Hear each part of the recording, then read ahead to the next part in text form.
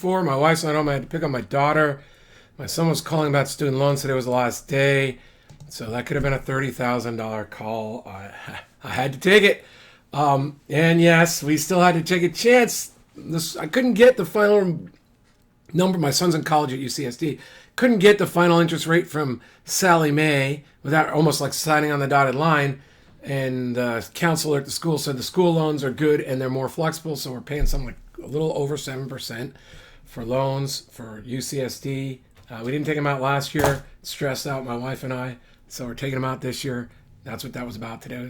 He had to get them in. Sorry about that. But now, I did think about this while driving. I'm going to fill out these forms as if it were me. Oh boy. Let me just, because I have to click, let me just make myself the big person here for a second. And then I'm going to try to start the car form process again and get into my car form collection area. I click on zip forms. I think I can show you from here. Yeah, let me cut back now. So this is letting me into my little vault here. I got to continue to zip forms. In the meantime, let me just tell you where you can get more information. This is where I'm going to do this as if I'm a buyer myself. I work with buyers or sellers on this. And if you find this page, rather than just setting up a consult with me, I will have an offer. I'll have special deal for people who watch this, or if you saw an ad and you saw that. Like right now, I anticipate this being on that landing page. And I might run some ads to it or all the other videos I have out there. So because you've already seen this, there'll be some sort of a special deal. Rather than $395 or more, I frequently tell people it takes like 2 hours when I'm filling out with sellers. I charge $500 or $1,000. I'll try to work a fantastic deal, less than half of my normal price. So let's go Great House. I've got a little Kirkland sparkling water grapefruit here. And let's go. We'll look at the documents. I'll open up. No, wrong one. Sorry, guys. I don't know what happened. The RPA was there earlier when I picked it up. Where did the resident 1218? Okay, so this is how they start. As we said before, we always look to see it's 1218 is the most recent one. I have a lot of training out there. It's really no different except for the realtor and the broker box. So the other training as of today's date, which is August, the last day of August 2019, the 1218 one is still the right one. These disclosures are really to help realtors avoid being sued, so you know whether you're working with a buyer's agent or a seller's agent, and confirm it. I don't know much about what this wire fraud thing is. Only I remember hearing banks, people would like make deals, and then 2 weeks later the bank would be screwed and they'd reverse the deal and suck the money away from someone who thought they had a deal. I heard about a lot of hardships. This probably warns people about stuff like that. Frankly, I haven't read the whole thing. That's the thing about these forms. If you want to do work, you can't really customize them very much if you're working with lenders or real estate agents or brokers. They're all kind of set in their ways. They don't want to see a lot of changes because they're not licensed to make changes. So if you are a for sale by owner, or if you're like, people in Rancho Santa Fe and La Jolla sometimes do like 3-pagers. They try to make the money go hard. Deposits count. They work deals, payments over time. They try to do it in 2 or 3 pages. You need to make sure you talk with escrow and title and make sure they're comfortable with the agreements you're working with, because not everyone is. Okay, so now I'm a buyer, right? Date prepared.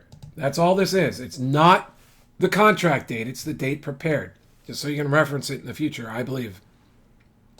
It's an offer from John McConnin, and I can fit, I spelled my own name wrong. I can fit other people in there. I'll put my wife in there, right? I'll put her real name. Everyone calls her Karina because that's what it is, but Karina, I should have her last name in there, but you all get the point. Now, it's a property that we're buying.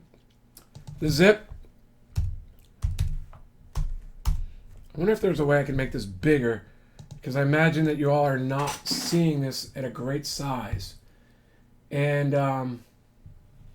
you might not be seeing it all. Let me transfer over. No, you were seeing it. Okay.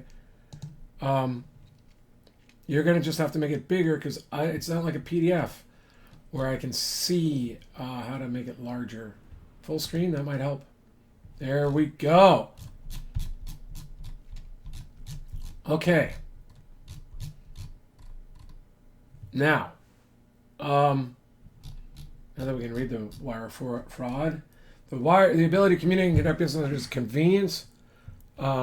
It's welcome and convenient. We all need to exercise extreme portion. Reports indicate some hackers have been able to intercept email transfer instructions, obtain account information, and by altering some data, redirect the funds to a different account.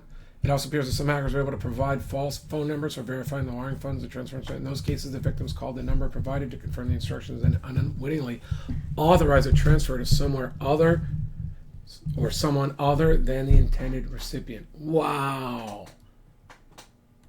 All right, so you better be careful. That was a really good warning, like they're explaining why. Right? Now, I'm glad we read that.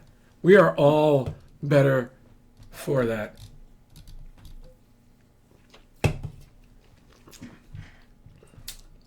Don't do it over Wi-Fi. Don't do it at McDonald's. I'm not putting down McDonald's. Public Wi-Fi.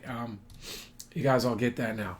All right, so let's say it is $1 million. Like, I wish I could do accents. I do the, well, I think you all know what I'm talking about. The villain in International Man of Mystery. What was his name? Oh, everyone knows this right now, and I'm spacing because I feel like I'm under the gun. Austin Powers.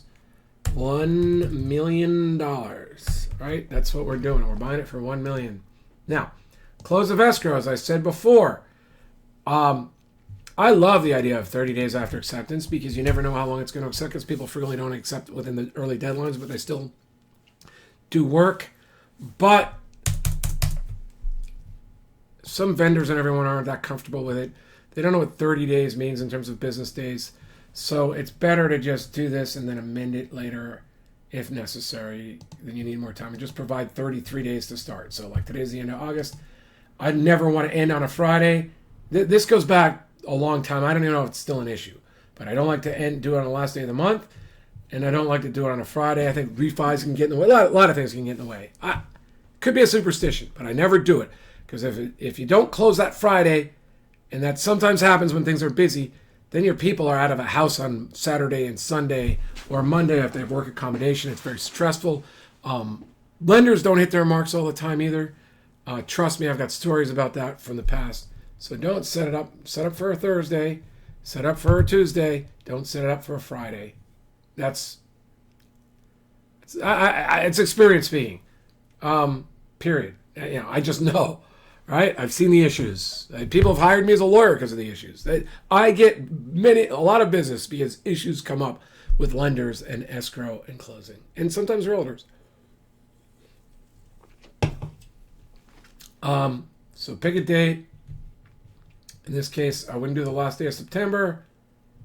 I would go October 2nd, something like that, unless my lender cared.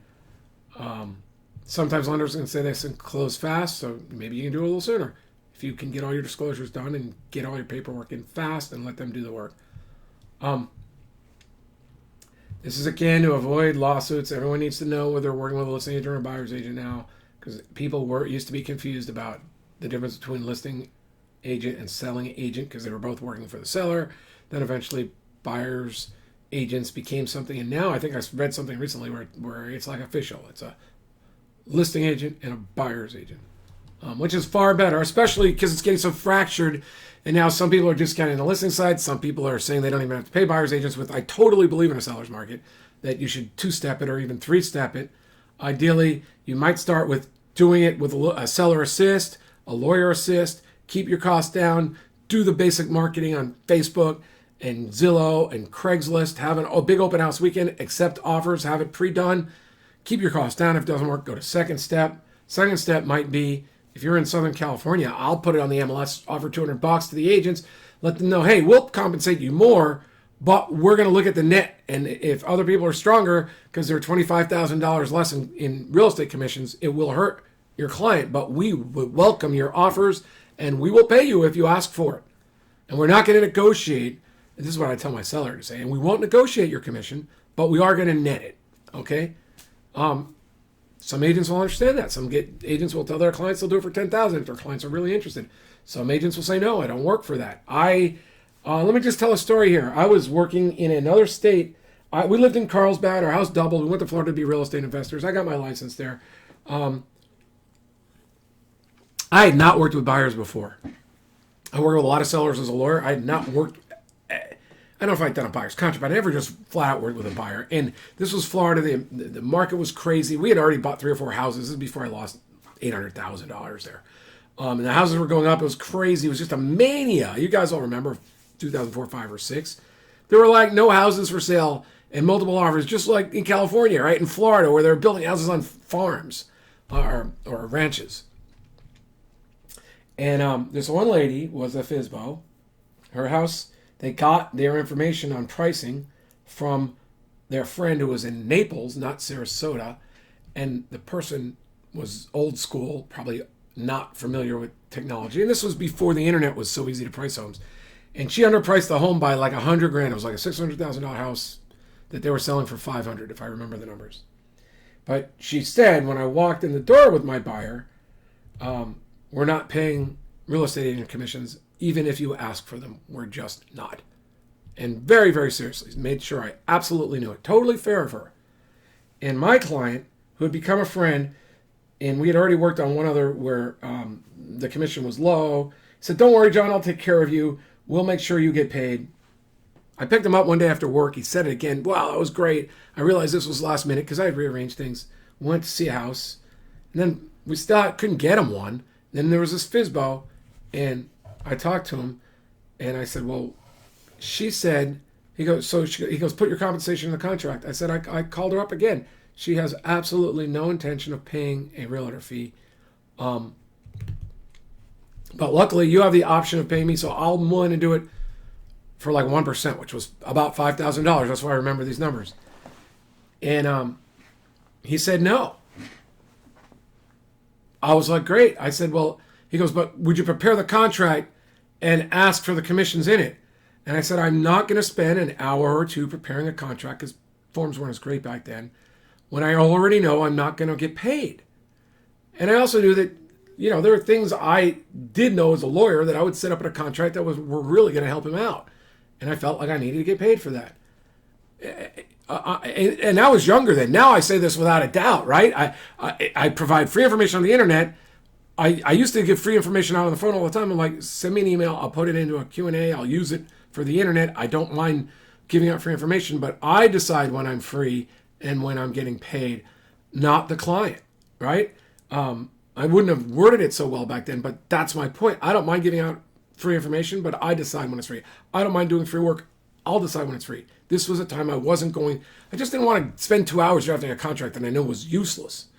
And so he got upset with me and called my broker, and my broker said, oh, guess who I got a call from today?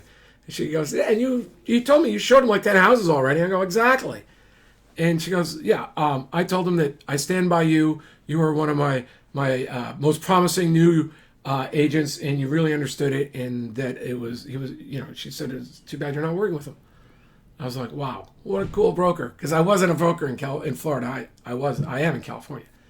And then, so he wound up doing business with, I had introduced him to a mortgage guy who also had his real estate license and had access to the forms. And the mortgage guy said, I don't know anything about these forms, but I'm going to give them to you and you can fill it out. And I'm sure he helped the guy a little bit, but he said, I absolutely told him, by the way, I need to take this down, don't I? I absolutely told him that I didn't know what I was doing. I didn't know what's customary in terms of where the costs go and everything else.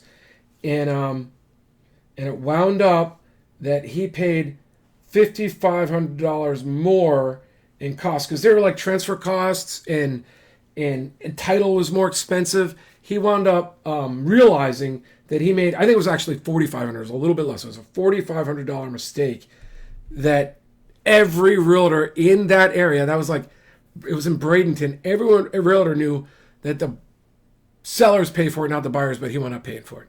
And it's customary. Obviously, they could have switched and negotiated, but it was. How's my fun little story? So, there's buyer's agents, there's seller's agents, and I guess I was telling you, for a few $100s, you could have someone look at a contract with you and help you set it up. That's why realtors sometimes ask for 1%. That's why I would even be doing this for less than my normal fee, because I figure, one, a little bit of money for my time's worth it, and there's going to be a lot of people that are going to work with me on other services. So, initial deposit. Now, again, I don't know about everywhere in California. I know buyers like to put in here as little as they can, but they want to seem serious. If you've got cash, people actually look at this. So you might say 10,000, you might say 20,000. It makes you look better. Now, here's the point about this, right? Let's look at the timing. So you don't have to give this. If you set this up right, buyer shall deliver deposit directly to escrow with 3 business days of acceptance, or. Now, you could put the or in here and say, I would like to put the money in an interest-bearing account and talk to escrow if you're putting down a big chunk of money. I haven't had to do this in a while, so I'm not going to tell you what the exact level is, but if it's big enough, they'll sometimes do it, and sometimes they... Well, I haven't done it in a long time because I just keep the number small. Let me just back it out that way. Just keep it small to the point where you're not worrying about it. Talk to the buyer and say, by the way, if they want to see a bigger number, they can. Most agents know that it's almost impossible to keep the deposit anyway. So this is really, I'm more concerned about seeing the money in a liquid account and seeing the pre-approval than I am the size of the deposit in most cases. But some sellers are impressed by the deposit. So that's where we are.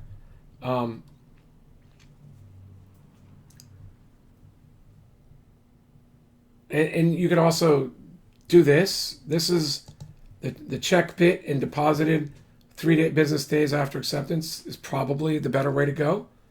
Increase deposit. I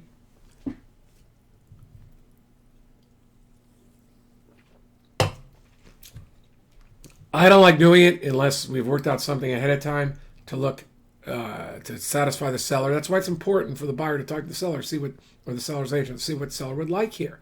I mean, it's not just about negotiation. Sometimes we're working together. It might be the timing of these things. It might be the deposits to look good.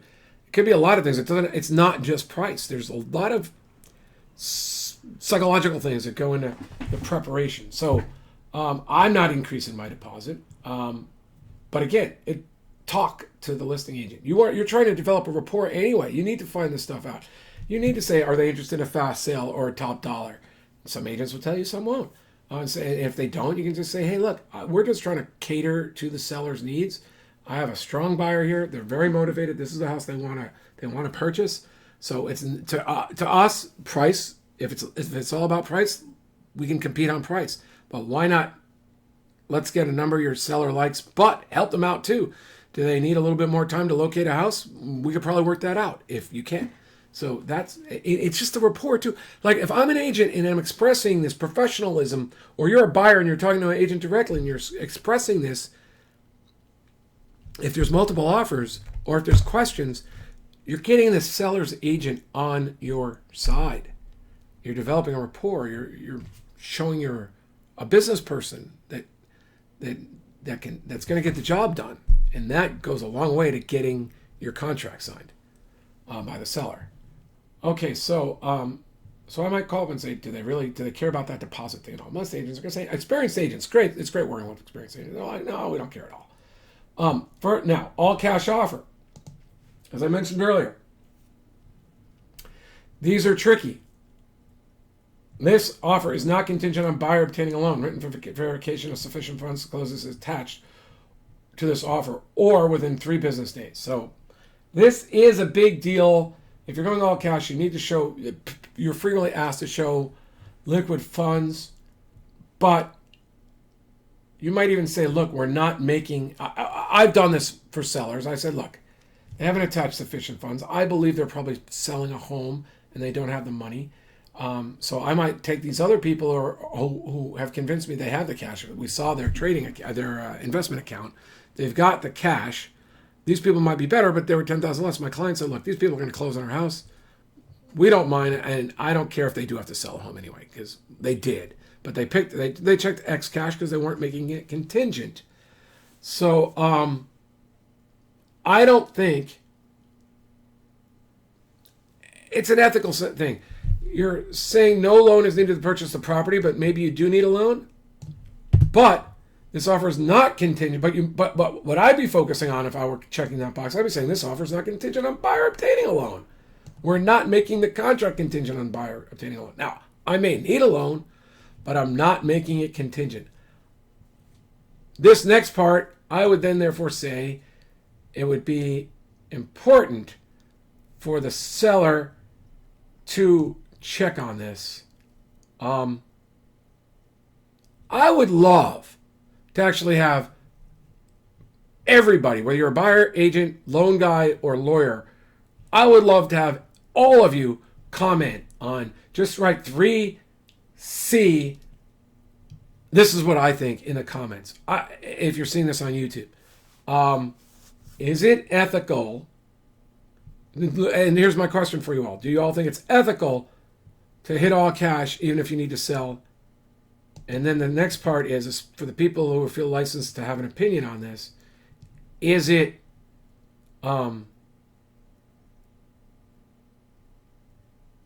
lying, or is it a deal breaker? I don't think I don't think if a court ever went through this, I don't think they blow out the contract because you lied here. So what does that make it? Is it a condition precedent? Is it just a recital that's unimportant? I'd really love to have legal opinions on this one. So let me just say the right thing to do. I'm not even going to say it. I am not going to say it because I think the right thing to do is help a buyer buy the home if they're actually going to be able to buy the home. Maybe the right thing to do is do neither, and that's just going to invite an inquiry, though, right? Put it this way: I know many times people who need loans still hit that X box, and I think that if I were going to try to support this as their attorney, I'd say because that's the deal right there. We're not making it contingent on that. We're not going to back out if we don't qualify. We're not going to back out if it doesn't appraise. So then if there are loans, if it's not checked there, so let's say I am not a cash buyer. I'm going to say my first loan, what are we buying the house for?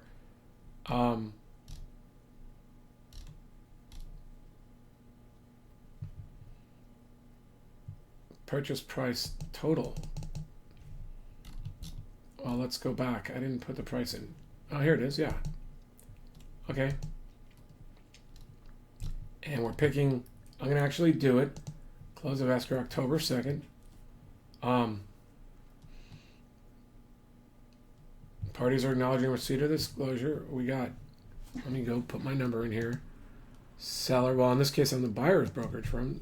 01445675. You can, if this was too slow, remember, you can always fast forward on these things, especially on YouTube. $10,000 deposit. No increased deposit, so we're leaving that blank. It's not an all-cash offer. First loan in the amount of, let's say, $800,000, right? 1, 2, 3. 1, 2, 3. Okay. Well, I guess this would really be $790, right? Because we already got a $10,000 deposit. So now we got the number. Now,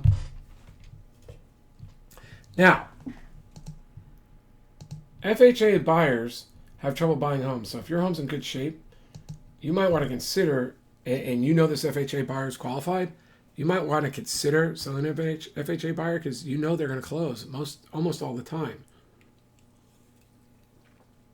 They are more work. They are more work for your agent. If you got termite issues come up, I think maybe that's with VA, but I put these in the same category. Maybe I shouldn't. I have to have a reason for my seller to want to do this because there are risks with FHA and VA, but there's also benefits. These buyers generally close if there's nothing wrong with the home. But that's the problem. If there's things wrong with the home, that creates hassles. Seller carryback. I would probably want to talk to a lawyer or a very experienced mortgage broker if I were doing that. In the old days, a lot of mortgage guys, a lot of people they did trust deeds and they did seconds, and there was a lot more experience with wraps. Ever since that mortgage crisis, when people get seconds for like the same as their first, there's much less of that. My first cases as a lawyer were defending mortgage brokers who had done carrybacks in second trust deeds and things and wraps and things like that. They were getting sued all the time when real estate prices dropped back in the early 90s. I like to know what the market rates are and give a little cushion there. So let's say rates are 4, I might say 5. At some point, if I'm a buyer, I don't want to get locked in at 12 because rates just spiked because something happened on Wall Street or worse. I want my loan to be in an acceptable range. I think I'd probably give 2 points of cushion though. So let's say if it's 4, I go 6. If you know that the rates are like 4.25, you go 6.25. So most listing agents have to know where the rates are so they can advise their clients properly. So if they don't know right away, they'll say, "Oh, that seems like a reasonable rate," right? If you're going to look adjustable, then you're going to have to know more about that. And again, you can be fixed and wind up with an adjustable. It doesn't blow out the loan or the transaction from the seller standpoint or from the buyer standpoint. I can't speak to the lenders. They're always changing. The rules are always changing. You're going to want to get that straight probably beforehand, just so you don't get problems. Same things with the second. Here we talk about deliver to seller written notice of any lender required repairs or costs that buyer requests seller to pay for or otherwise correct. So that's the issue with those guys. They sometimes ask for things to be repaired that sellers don't want to repair. Otherwise, the deal they have to start out with a new person. Additional financing terms, that sometimes comes up. Purchase price total. Well, if I have $10,000 in here, initial deposit $790, balance of down payment or purchase price in the amount of $800. Oh, look at that! I got it wrong, didn't I? 810. So this is going to be 200. That's the 20% deposit. That would be, I don't know if that's normal on a non-conforming loan these days, but we see that a lot. So there we go, we got it. And that's why those numbers are there too, to make sure you prepare this thing properly. I'm sure you can see I just sort of spaced because part I'm on camera. Now, this is important, and it becomes an issue sometimes in the beginning. There are forms to blow out. If buyer is not performing, there are forms that usually have 48 hours to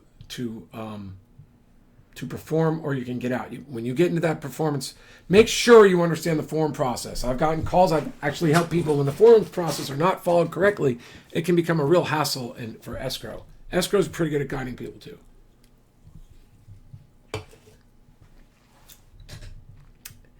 This agreement is contingent upon a written appraisal of the property by a licensed certified appraiser.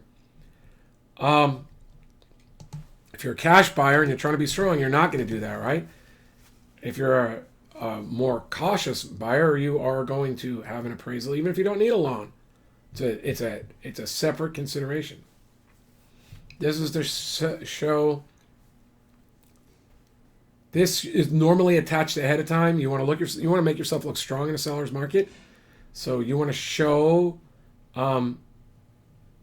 pre-qualified and pre-approved for any new loan.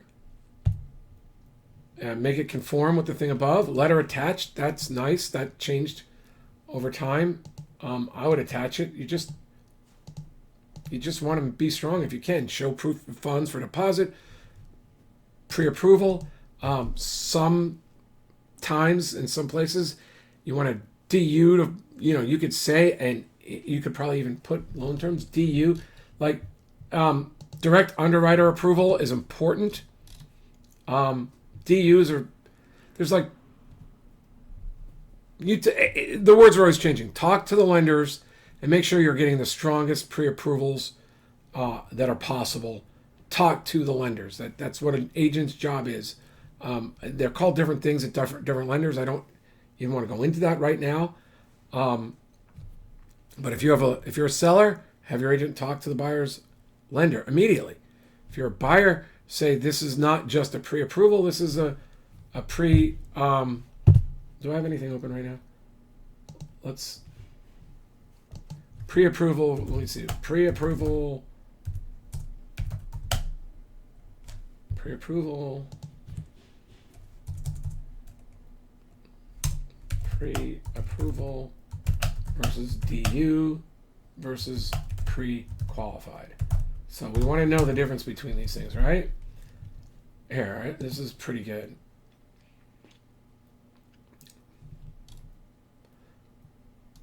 Similarities of pre-approval and pre-both can help estimate many sellers. In addition to the benefits mentioned, it's important to remember that neither pre-approval nor pre-approval is a guarantee. They're not both not guaranteed. The difference. There's often not a lot of difference. See, I've had lenders who do pre-quals acting like they're better than pre-approvals, and they have different definitions. So that's why I have trouble distinguishing the two. Because again, they do all this stuff, and in the end, they come back with quality assurance like 3 days before is when it's really serious. You don't really know your buyer's going to get that loan until like 3 days before it's supposed to close, when the funding's supposed to go through, and they send it through the direct underwriter, and all of a sudden the problems show up. Then they come up with a million reasons why, and they tell you them, oh, we need this, we need that, we still need more paperwork. But it's really because they're not approved anymore, or they're not qualified, and they're trying to fix it. So you got to be careful of those lender tricks. You got to ride those lenders.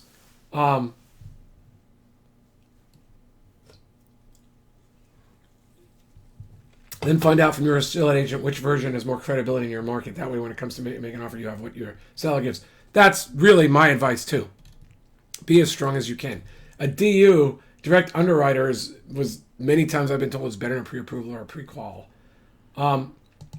Okay. So, loan contingencies, 21 days. So if you're a buyer and you remove that, you then kind of stock yourself into performing. Again, it's very hard to lose your deposit, but I believe it's not impossible, so you have to be careful. Let's put it that way. That's the lawyer in me. I'll have other videos to talk about exactly the process. I think I already do. Or you can make it no loan contingency, right? But I'm going to go with the defaults.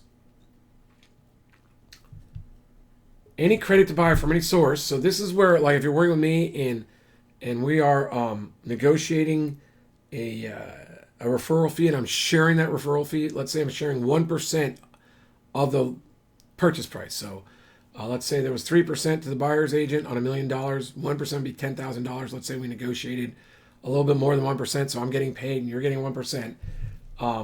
We don't have to worry about my part because I'm just another agent. I'm a broker and an agent, so I can just get paid as like a broker, a referral fee. And I always look to get paid out of escrow, so we're just done with it. And I look to make sure that you get whatever's coming to you in escrow, and we work on this together. That's actually like one of the hardest parts to do this. Once we have our consultation, we discuss and refer you out, and I get them to sign stuff. The hardest part is making sure that when escrow's open, their broker signs off on it, the agent signs off, escrow knows, and we get on the HUD. If you're looking for credits, if you're looking for anything, make sure it's on the HUD. And if you're looking to share a referral fee, with me, we're going to make sure the referral fee is on the HUD. We're going to make sure your credit is on the HUD. Now, you might be getting credit towards, let's say you're entitled to $10,000 because we negotiated that with me and you on the referral fee. It could be a $10,000 reduction in the cost of the home because it's going to come out of the real estate agent's commissions. It could be $10,000 towards closing costs. It could be $10,000 on your floor. The realtors lenders like to have a say in this because they don't want. What they don't want is $10,000 in your cash in your pocket, because unless there was a big, if they're just lending, if you're borrowing the absolute amount, you're borrowing it on $1 million house. Now, if you're actually getting a $990,000 house, but you took out an 80% loan, it throws off their ratios. I think let's say they're entitled to lend 800 on $1 million. But what if you lend? But they can't lend 800 on 990. So if you got a $10,000 cash in your pocket, that screws everything up. There was fraud back in the old days, and that's another reason RustBud doesn't like cash going in the buyer's pocket. So it's possible but it's much easier to negotiate a credit, and we just have to get it approved by the buyers ahead of time. So that's what this is about. And that's why they're also saying there can be limits. So, we want to get all this done up front.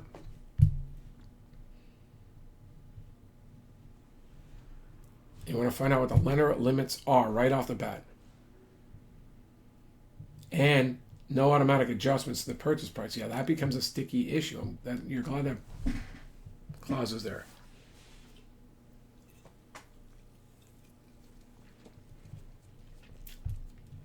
Seller has agreed to a specific closing date, purchase price, and to sell to buyer in reliance on the buyer's covenant concerning financing. Buyer shall pursue the financing specified in the agreement. Seller has no obligation to cooperate with buyer's efforts to obtain any financing other than that specified in the agreement. The availability of such alternative financing does not excuse buyer from the obligation to purchase the price and close escrow as specified in this agreement.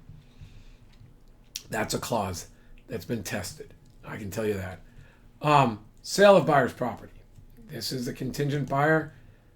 I'm going to just tell you, as a listing agent who's helped hundreds, we've sold hundreds of homes in my brokerage. I don't even understand the point of backup agreements for 95 to 99% of the sellers, because you're locking in now, and if prices went down, the buyers aren't going to perform.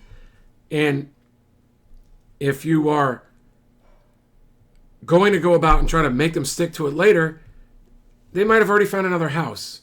So it's really to keep the buyer's agents happy most of the time. Again, if anyone wants to, in the comments, explain when it's good for sellers to accept backup offers, have at it. We'll have a separate video on it. I'll discuss all those things in a very professional manner. I will not put anyone down. All questions are good. I just have had trouble. I've had many buyers agents call me up and say, "Are you taking backups?" And I said, this is my stock answer. I promise you, I've said this at least 20 to 30 times in my life to buyer's agents. If you can explain why I should advise my seller to sign up a backup agreement, I will be more than happy to. And no agent has ever signed. Only one or two even tried. Right? No agent's ever explained in a seller's market why it works. I can't even think of why it works in a buyer's market for a seller. I know I tried to talk someone into one. I was working with a buyer, and I made my absolute best efforts for why they should accept my buyer's backup agreement. And I think I would have talked about cash buyer already has the money and can close in 2 weeks, and you have they had exigent circumstances why they needed to move or something. And even then, I couldn't get it done. So that might be it. Like, you have a buyer here that's cash that says they'll perform in 10 days. But they don't have to. Love to see a further discussion on that. Please make comments. Please. I love it. Now,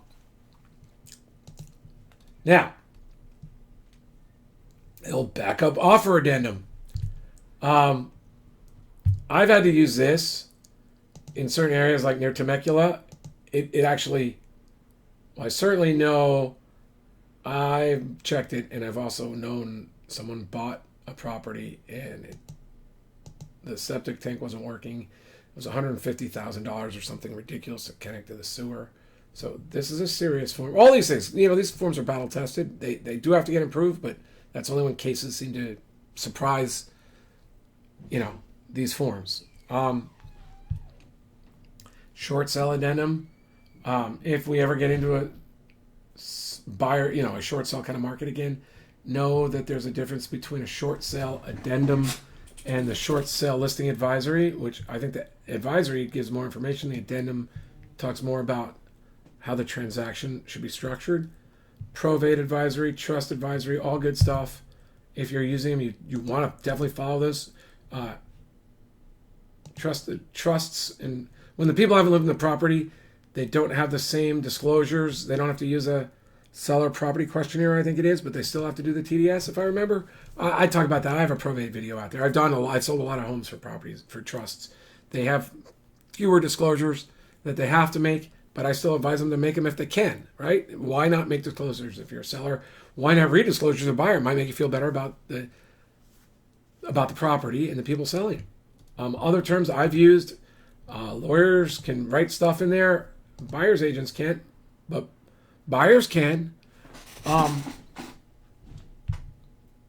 Allocation of costs. I talked to Escrow about whatever is customary changed a lot ever since after the short sale did them. It used to be very formal. There'd be different areas would have different. The vast majority, and I review contracts for people all over.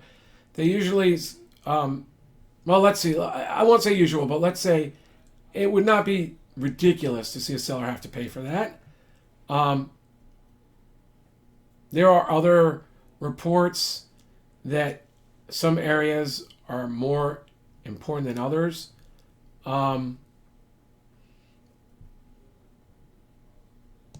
Seller usually pays on these, but you could reverse all this, make the buyer pay for all of it. I'm doing this for the whole state, so I think the way to find out what's customary would be to talk to Escrow. And different neighborhoods could have different reports. There may be shifting soils. They may be in floodplains, which should be covered in some of these things, but some of them that's not in the natural hazard report. I'm trying to think about. I bought a new home once, many, many years ago, before I even, it was a home in Brescia that went up, which we doubled, and then we went to Florida, lost all our money. I believe there was a report back then about sands and shifting and cracking foundation. So there are reports that are going to be specific to local areas.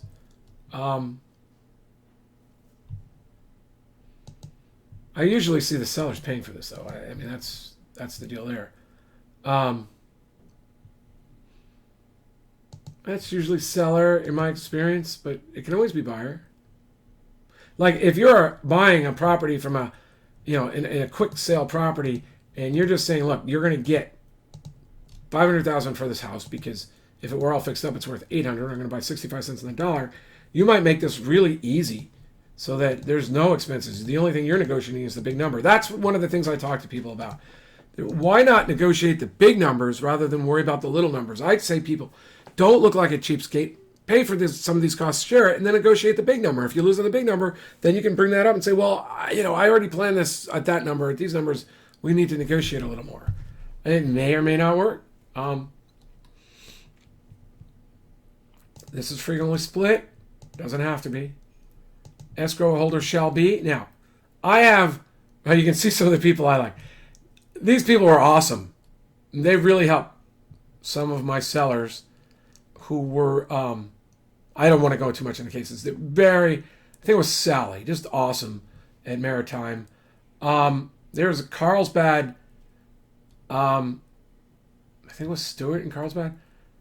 I would go through my emails. If I'm anywhere other than Maritime Escrow, I have other escrows in Carlsbad that I absolutely love. Lady worked so hard for me on a very difficult deal. I couldn't believe it.